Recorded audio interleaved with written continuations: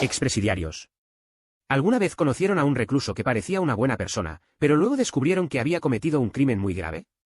Sí, conocí a un tipo muy amable que estaba cumpliendo 2 cadenas perpetuas. Me costaba mucho asimilarlo, así que le pregunté sobre su historia. Era un veterano de la guerra de Vietnam. Fue un tunnel rat, lo que significaba que, a veces, tenía que arrastrarse por túneles y agujeros con solo un cuchillo en su bota para despejarlos. Durante su servicio, se volvió extremadamente eficiente en ello. Su tiempo en el ejército estaba a punto de terminar y estaba emocionado por volver a casa. Sin embargo, seguía recibiendo noticias de que su hermana estaba en una relación abusiva. Explicó que, normalmente, no se metía en la vida ni en las relaciones de otras personas, pero esta era su hermana, a quien siempre había protegido mucho. Y simplemente no sabía cuánto podría soportar sabiendo que ella estaba sufriendo, después de haber pasado años matando personas solo porque eran consideradas enemigas. Así que le envió una carta diciéndole que terminara esa relación, con la esperanza de nunca tener que conocer al hombre que la maltrataba. Finalmente, regresó a Estados Unidos. Tomó un taxi desde el aeropuerto hasta su casa. Pero, al entrar en su barrio, vio que la policía había acordonado la zona debido a una investigación criminal. No quería interferir, pero explicó que acababa de regresar de Vietnam y que solo quería llegar a su casa, que estaba a solo una cuadra de distancia. Los oficiales le pidieron su dirección, y cuando la dio, un detective apareció y le pidió que lo acompañara a la comisaría. Reiteró que literalmente acababa de volver de Vietnam y no sabía nada de lo que estaba pasando, pero la policía insistió. Cuando llegó a la estación, le dieron la noticia: su hermana y su madre habían sido asesinadas por el novio abusivo de su hermana. Al parecer, el tipo no estaba muy de acuerdo con la idea de que ella terminara con él. La policía ya lo tenía bajo custodia. Era un caso sencillo, y solo le pidieron que los dejara hacer su trabajo y que no interfiriera. Pero resulta que el tipo pagó su fianza y quedó en libertad. El veterano de Vietnam tenía amigos que sabían exactamente en qué lugares solía estar el asesino. Así que fue a un bar donde el tipo solía frecuentar. Cuando lo encontró, le pidió a alguien que se lo señalara. Luego, se acercó a la mesa de billar y comenzó a conversar con él. Le dijo que acababa de volver de Vietnam y que había sido un tunnel rat allí. Sacó su cuchillo de combate y comenzó a explicarle cómo era arrastrarse por túneles oscuros con solo esa hoja, porque su pistola calibre .45 habría hecho ruido y alertado al enemigo. Contó historias sobre arañas del tamaño de balones de baloncesto que se le lanzaban encima, y cómo tenía que matarlas sin delatar su posición. Pero el tipo solo quería saber si quería apostar dinero en el juego de billar. Entonces, lo miró directamente al hombre que había matado a su hermana y a su madre y le dijo que tenía una apuesta para él. Le dijo que iba a usar ese mismo cuchillo que había utilizado en Vietnam para arrancarle la piel, y que apostaba a que nadie en el bar intervendría. Y así lo hizo. No dejó de cortarlo, frente a todos, hasta que llegó la policía y le pidió que se detuviera. En el juicio, el juez no estaba nada contento con su justicia por mano propia y lo condenó por asesinato. Pero antes de que le dieran la sentencia, le preguntaron si quería decir algo. Él respondió con una sola pregunta: ¿cuál era el nombre del magistrado que le concedió la fianza al asesino de su hermana y su madre? La cadena perpetua que recibió no fue solo por el brutal asesinato del hombre que mató a su madre y a su hermana. Si solo hubiera sido por eso, tal vez habría alguna posibilidad de reducción de pena, algún argumento de que actuó en un arrebato de ira, que el dolor lo cegó. Pero ese no fue el verdadero motivo por el cual nunca volvería a ver la libertad. Lo que realmente selló su destino fueron las palabras que pronunció en la sala del tribunal, frente al juez que estaba a punto de condenarlo. En ese momento, no parecía un hombre arrepentido, ni alguien que había actuado sin plena conciencia. Miró fijamente al magistrado y preguntó con una calma inquietante: ¿cuál es el nombre del juez que concedió la fianza al asesino de mi hermana y mi madre?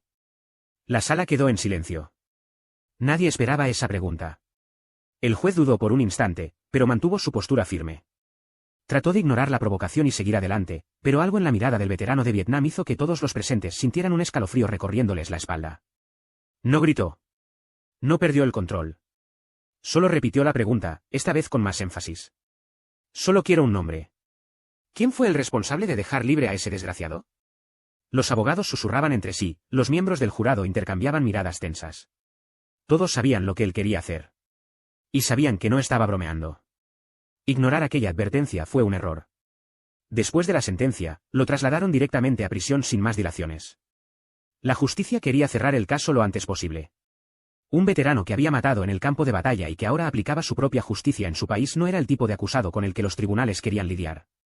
No suplicó clemencia, no trató de convencer a nadie de que era inocente. Aceptó la condena sin discutir, pero no sin antes dejar su huella. En el camino a la penitenciaría, mientras los guardias lo escoltaban, se mantuvo en silencio. No preguntó a dónde lo llevaban, no preguntó sobre su celda, ni sobre su sentencia. Sabía que no saldría de allí. Pero todavía tenía algo que hacer. Sus contactos no habían desaparecido. Puede que lo hubieran encerrado, pero el mundo exterior seguía ahí. Viejos compañeros de guerra, personas que le debían favores, hombres que aún le guardaban lealtad. Aprendió una lección en Vietnam: cuando un objetivo debe ser eliminado, no es necesario apretar el gatillo personalmente. Todo comenzó con un simple susurro dentro de la prisión. El nombre del juez que concedió la fianza al asesino de su familia. Lo descubrió. Lo descubrió porque, incluso tras las rejas, sabía exactamente cómo obtener información. Fue paciente, calculador, esperó el momento adecuado. Afuera, las piezas comenzaron a moverse. No pasó mucho tiempo antes de que el magistrado empezara a recibir llamadas extrañas. Cartas sin remitente. Pequeñas señales de que algo andaba mal. Al principio, trató de ignorarlo. Luego, empezó a volverse paranoico. La seguridad en el tribunal se reforzó. Los políticos hablaron de las amenazas contra jueces, de la necesidad de proteger a quienes hacen cumplir la ley. Pero nada de eso sirvió. Una noche, el juez desapareció. Su coche fue encontrado abandonado en una carretera desierta. No había signos de forzamiento, ni de una pelea. La policía inició una investigación, pero no había pistas concretas. Ningún testigo. Ninguna petición de rescate. Solo un silencio inquietante. Días después, encontraron su cadáver. No fue un crimen impulsivo, ni un simple robo que salió mal. El juez fue asesinado de manera meticulosa, casi ritualista. Las autoridades intentaron mantener los detalles en secreto, pero los rumores comenzaron a circular. Fue torturado antes de morir. Cortes precisos, como si alguien estuviera probando cuánta agonía podía soportar un hombre antes de sucumbir. En los pasillos de la prisión, cuando llegó la noticia, el veterano simplemente sonrió. No había tocado al hombre que condenó a su familia a un destino trágico. No ensució sus manos. Pero eso no significaba que no fuera responsable. Y ahora, nadie sabía quién sería el siguiente. Dentro de la prisión, rápidamente se convirtió en una leyenda. No era solo otro recluso cumpliendo su condena. No era un criminal cualquiera, un ladrón, un estafador, un asesino impulsivo. Era diferente. Y todos lo sabían. El respeto llegó de manera natural. Hombres peligrosos, asesinos brutales, miembros de pandillas que reinaban con autoridad en aquel lugar lo miraban con una mezcla de admiración y miedo. Todos sabían lo que había hecho. No era solo la ejecución despiadada del asesino de su hermana y su madre. Era lo que había venido después. El hecho de que, incluso estando tras las rejas, todavía tenía suficiente poder para hacer desaparecer a un juez. Eso lo convertía en alguien con quien nadie quería meterse. A diferencia de otros prisioneros, él no buscaba dominar a nadie. No tenía interés en formar una pandilla, en desafiar a los líderes de los bloques, en controlar negocios ilegales dentro de la prisión. No lo necesitaba. Su nombre era suficiente. Su historia hablaba por sí sola. Había criminales allí que habían matado por drogas, por dinero, por territorio. Pero él había matado por algo que trascendía cualquier otro motivo: venganza. Justicia, a los ojos de muchos. Y el hecho de que no mostrara ni una pizca de remordimiento lo hacía aún más aterrador. No se escondía, no caminaba con la cabeza baja. Se movía por los pasillos como si aún estuviera en el campo de batalla, como si supiera que, si fuera necesario, podría acabar con cualquiera a su alrededor sin dudarlo. Los guardias también sabían quién era. Sabían que no era un preso común. No intentaban provocarlo ni ponían a prueba su paciencia como hacían con otros reclusos. El trato hacia él era diferente. No era abiertamente respetuoso, pero había un cierto cuidado en la forma en que manejaban su presencia. Una vez, un guardia nuevo, joven y arrogante, intentó desafiarlo. Tal vez quería comprobar si la leyenda era real. Tal vez quería demostrar a sus compañeros que no le tenía miedo. Se acercó a él mientras el veterano comía en el comedor. Le hizo un comentario provocador, algo sobre cómo debía estar arrepentido de haber arruinado su vida por venganza. Él simplemente levantó la vista y lo miró. Fue una mirada fría, vacía, cargada de algo que nadie podía definir con precisión, pero que hizo que la sangre del guardia se congelara al instante. El silencio en la mesa se extendió por todo el comedor. Los demás prisioneros dejaron de comer, los murmullos cesaron. Todos esperaban ver qué pasaría. El guardia titubeó. El veterano simplemente siguió mirándolo, sin moverse. No había ira, no había amenaza. Solo esa presencia aplastante que hacía que el aire a su alrededor se volviera más denso. Después de unos segundos, el guardia se dio la vuelta y se fue, tratando de disimular su miedo. Pero todos en el comedor sabían la verdad. En prisión, nadie respeta a un guardia débil. Los otros reclusos hablaban de él en susurros. Decían que tenía una mirada que traspasaba el alma. Decían que, cuando dormía, no tenía pesadillas, sino que las pesadillas le tenían miedo a él. Se rumoraba que una vez, un prisionero nuevo, un joven que aún no había aprendido cómo funcionaban las cosas allí, intentó desafiarlo en el patio. Los detalles eran inciertos, pero lo que todos sabían era que ese chico nunca volvió a ser el mismo después de aquel día. No murió, ni sufrió heridas graves. Pero algo dentro de él cambió. Como si hubiera visto algo que no debía haber visto. Nunca más volvió a mirarlo directamente. Ni él, ni nadie. A pesar de la admiración y el miedo que generaba, él no buscaba poder. No lo necesitaba. Quien quisiera pelear dentro de la prisión, que lo hiciera entre ellos. A él no le interesaba. Su nombre ya era suficiente para que nadie se atreviera a desafiarlo. Y a pesar de estar condenado a cadena perpetua, a pesar de saber que nunca saldría de allí, jamás, en ningún momento, mostró arrepentimiento. Nunca pidió perdón. Nunca dijo que haría algo diferente. Nunca trató de justificar sus acciones. Estaba exactamente donde esperaba estar. Y la única certeza dentro de esos muros era que, si él quería, aún podía acabar con cualquiera. Una noche, en el patio de la prisión, decidió hablar. Era raro verlo contar algo personal. Siempre había sido un hombre de pocas palabras, alguien que solo hablaba cuando era necesario. Pero aquella noche, quizás por aburrimiento, quizás porque algo lo inquietaba más de lo normal, comenzó a hablar sobre la guerra. Las historias que contó no eran heroicas. No eran esas que aparecen en las películas de guerra ni las que hacen que los soldados parezcan figuras glorificadas. No, lo que describió era algo completamente diferente. Algo oscuro. Algo que no parecía haber contado muchas veces. Yo estaba ahí, escuchando. Yo y algunos otros presos que, de una forma u otra, habíamos ganado cierto nivel de cercanía con él. Pero esa noche, nadie se sintió especial por estar ahí.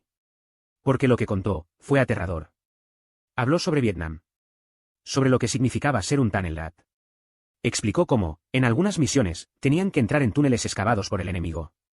Túneles estrechos, oscuros, infestados de ratas, serpientes, escorpiones y, a veces, algo peor. Dijo que muchas veces no podía usar la linterna. No podía hacer ruido. El silencio era su única protección. Te arrastras sin ver nada, solo sintiendo el suelo y las paredes con las manos, dijo. Y todo el tiempo sabes que puede haber alguien adelante, esperando. Nadie dijo nada. Él miraba al suelo mientras hablaba, pero no con un aire de debilidad. No estaba arrepentido, ni nostálgico. Era como si estuviera reviviendo todo en ese mismo instante. Una vez, entró en un túnel tras escuchar ruidos sospechosos. Era su trabajo ir adelante y asegurarse de que el camino estaba libre. Se arrastró con su cuchillo en la mano. El calor y la humedad eran sofocantes. El aire era pesado, olía a tierra y sudor.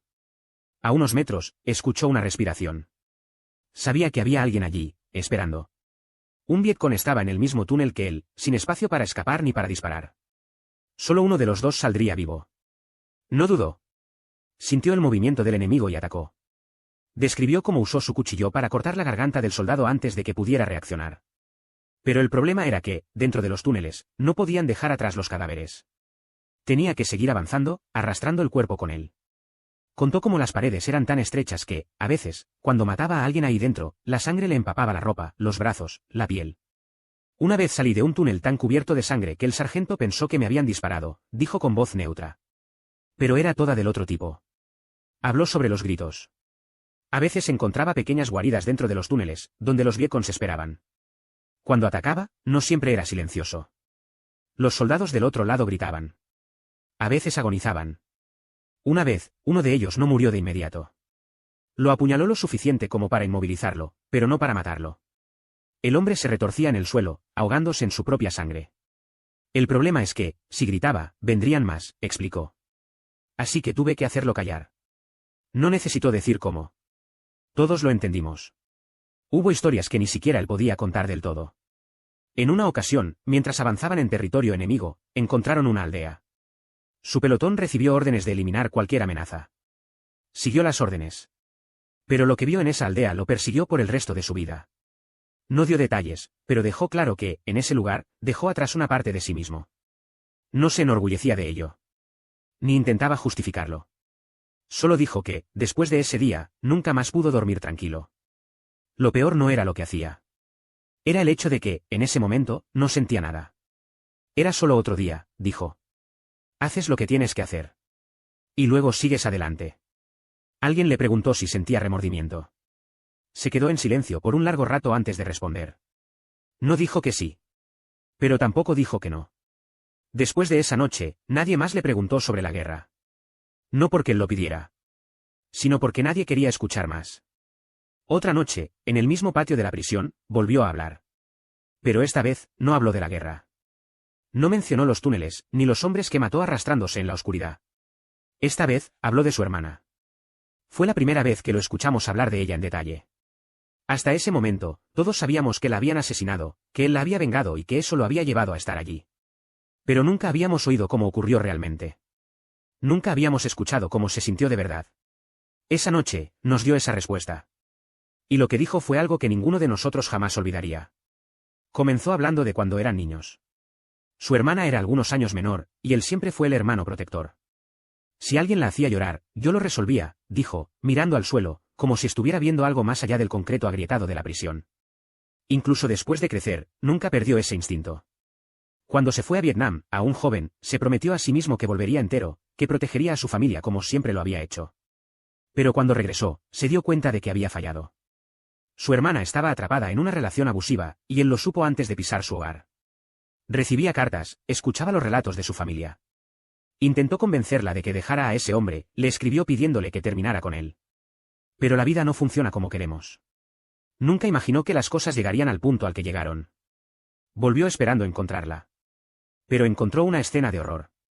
Recordó la sensación que tuvo al ver a los policías bloqueando la calle, los vecinos murmurando, el ambiente pesado, denso. Un olor familiar. Un olor que conocía demasiado bien. No era un olor que se olvida. En la comisaría, los detectives le explicaron fríamente lo que había sucedido. Pero él solo podía pensar en que eso no podía ser real. Pero lo era.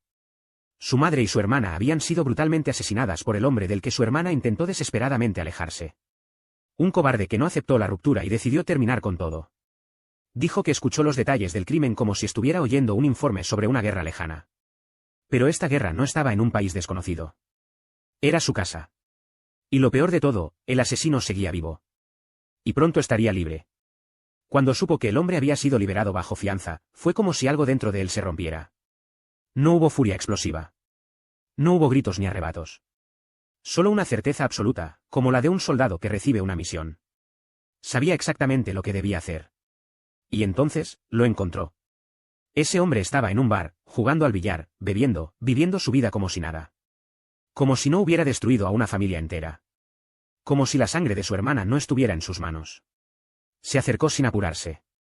Se sentó cerca, observándolo. El asesino no lo reconoció de inmediato. Para él, solo era un desconocido iniciando una conversación trivial. Él le habló de Vietnam. De los túneles.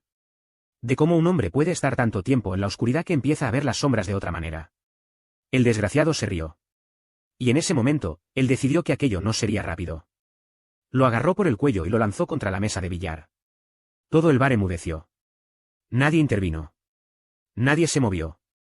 Sacó su cuchillo. El mismo tipo de cuchillo que usó en Vietnam. El mismo tipo de cuchillo con el que había eliminado a enemigos que ni siquiera conocía. Pero esta vez, conocía muy bien a su presa. Miró al asesino de su hermana a los ojos y le dijo con calma. Ahora vas a saber lo que es estar en un túnel oscuro, solo, sabiendo que alguien está ahí, esperando para matarte. Y entonces, empezó a cortar. Nos contó los detalles sin apurarse, sin emoción aparente. No fue un ataque de furia. No fue un arrebato sin control. Sabía exactamente dónde cortar para mantenerlo consciente, para hacer que sintiera cada momento. No lo dejé morir rápido, dijo, sin mirarnos. Lo hice sentir cada segundo. Describió el olor de la sangre, como el cuerpo del hombre temblaba, resistiéndose, tratando de escapar de lo inevitable. Y, por primera vez, sintió placer al matar. La guerra nunca lo hizo sentir así. En Vietnam, matar era una necesidad. Un acto frío. Nunca sintió satisfacción.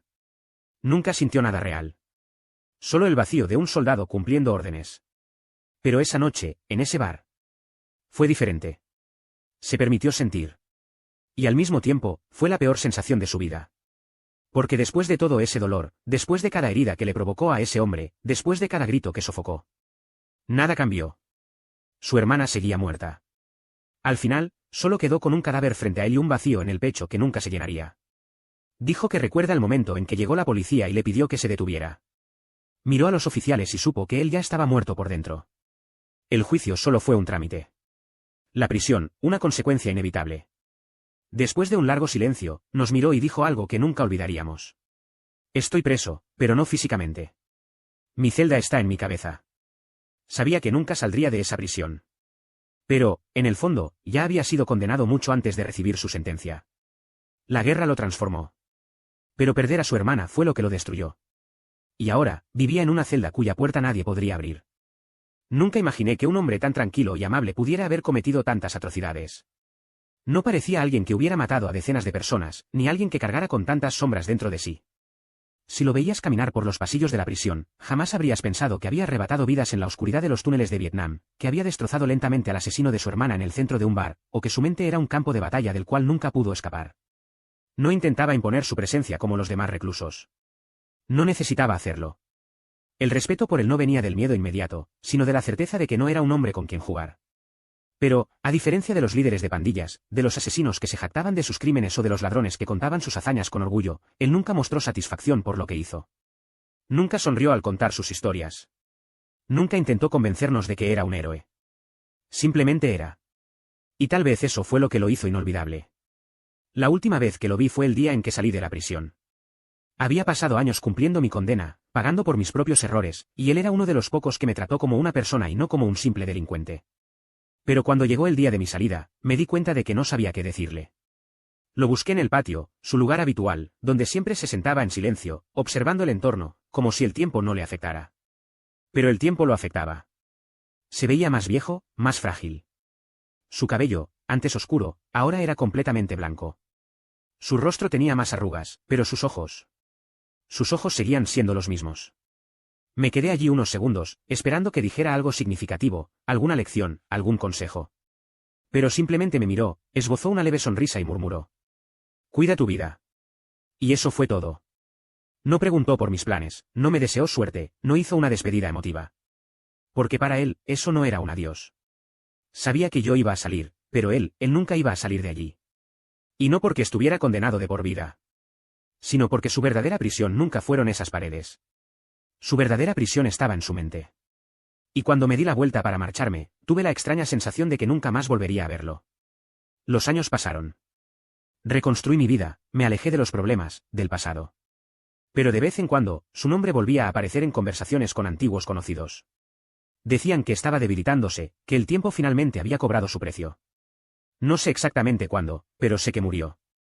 No sé si fue en su celda, solo, o si algún preso más joven y ambicioso intentó desafiarlo cuando ya no tenía fuerzas para defenderse. Pero, de alguna forma, siempre supe que no le importaba. Él siempre dijo que su verdadera cárcel no eran las rejas ni los guardias. Era su propia mente. Y eso, el tiempo no lo puede borrar. Pero hay algo que nunca llegué a entender completamente. El juez. El juez que lo condenó. Aquel al que le preguntó su nombre en el tribunal. Siempre pensé que si él realmente lo hubiera querido, habría podido ordenar su muerte desde la prisión. Tenía contactos, tenía influencia. Pero nunca supe si lo hizo. La policía nunca encontró a los responsables. No hubo pistas, ni sospechosos. Pero en el fondo, yo lo sabía. No fue él. No tuvo que pedirlo. Porque los hombres con los que luchó en la guerra lo llamaban hermano. Sobrevivieron juntos, mataron juntos, vieron el infierno juntos. Y ese tipo de lazo nunca desaparece. Ellos sabían que ese juez fue el que liberó al asesino de su hermana. Ellos sabían que eso fue lo que realmente destruyó al hombre que una vez peleó a su lado. Él no lo pidió. Pero ellos sabían. Y cuando llegó el momento, hicieron lo que creyeron correcto. Hoy, han pasado muchos años desde que dejé aquella prisión. Muchos de los hombres que conocí allí ya han muerto, otros siguen encerrados, algunos intentaron cambiar su vida. Pero de todos ellos, él fue el único que realmente quedó en mi memoria. No solo por lo que hizo, sino por la forma en que cargó con todo eso. Nunca he conocido a nadie que haya soportado tanto peso sobre sus hombros. Mucha gente es atormentada por lo que hizo. Pero él fue atormentado por lo que perdió. No fue la guerra lo que lo destruyó. Fue la pérdida. Y aún hoy, después de tanto tiempo, a veces me encuentro pensando en él. Preguntándome si en algún momento encontró un poco de paz. Si la celda en la que estaba encerrado su mente finalmente se abrió. O sí, hasta su último aliento, siguió arrastrándose por los túneles oscuros de su memoria, perdido para siempre en un lugar del que nunca pudo escapar.